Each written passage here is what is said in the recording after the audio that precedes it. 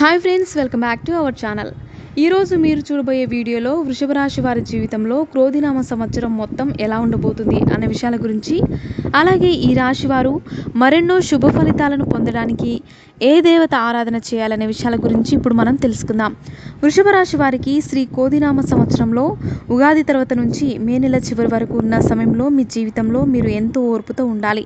అలాగే ఈ సమయంలో మీకు వచ్చిన అవకాశాలు కూడా చేజారిపోతూ ఉంటాయి. అలాగే ఈ రాశి వారికి ఈ సమయంలో ఆదాయానికి మించి ఖర్చులు కూడా ఎక్కువగా ఉంటాయి. అంతేకాకుండా వృషభ రాశి వారికి ఈ సంవత్సరం ఆగస్టు నెల నుంచి వారి గ్రహాల యొక్క మార్పు కారణంగా వారి జీవితంలో అనుకూల ఫలితాలను పొందుతారు.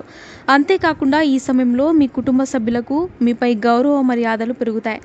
అలాగే ఈ రాశి గల వారికి ఎవరికైతే ఇప్పటివరకు వివాహం జరగలేదో వారికి ఈ సంవత్సరంలో తప్పనిసరిగా వివాహం జరిగే అవకాశాలు ఉన్నాయి. అలాగే ఈ రాశి గల భార్యాభర్తల మధ్య ఇప్పటి వరకు ఉన్న సమస్యలన్నీ ఈ